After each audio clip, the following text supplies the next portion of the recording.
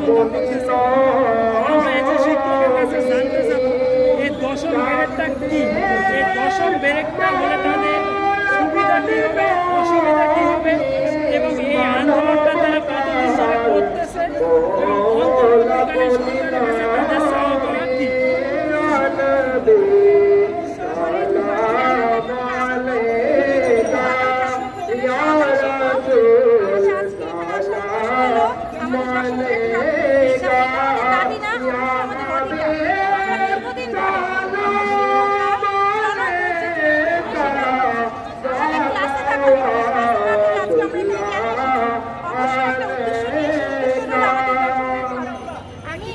প্রধান উপদেষ্টা এবং প্রাথমিক ও গণশিক্ষা মন্ত্রণালয়ের উপদেষ্টার দৃষ্টি আকর্ষণ করছি যে আপনারা মাননীয় মহোদয়, আপনারা অবশ্যই বিবেচনা করবেন যে আমরা দীর্ঘদিন ধরে সরকারি শিক্ষকরা বৈষম্য শিকার হচ্ছি।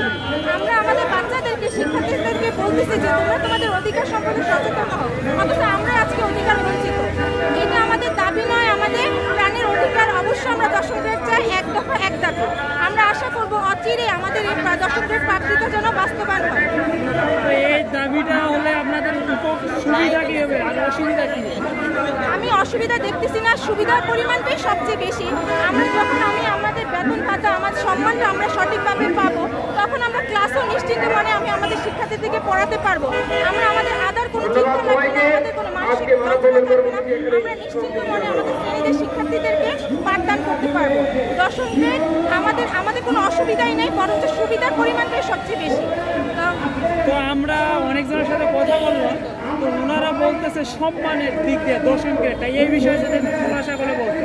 আচ্ছা, প্রাথমিক শিক্ষক নিয়োগ বিধিতে বলা হচ্ছে দ্বিতীয় শ্রেণী, স্নাতক দ্বিতীয় শ্রেণী ছাত্র, অথচ আমাদেরকে দেওয়া হচ্ছে 13তম গ্রেড, যেটা আমরা তৃতীয় শ্রেণীর কর্মচারী হিসেবে বিবেচিত হচ্ছে।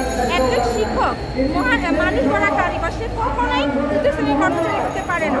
সেই জন্য আমাদের দশম গ্রেড প্রাপ্তির জন্য আজকে আমাদের এখানে আসা।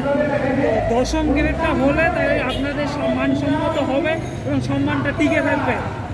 অবশ্যই অবশ্যই দশম গ্রেডে যখন আমরা পাবো, আমরা তৃতীয় শ্রেণীতে উন্নত হব এবং আমরা তৃতীয় শ্রেণীর কর্মচারী হব না, এবং আমাদের সম্মান, বেতন ভাতা তো অবশ্যই বাড়বে, সেই সাথে আমাদের সম্মানটাও বাড়বে। ঠিক আছে।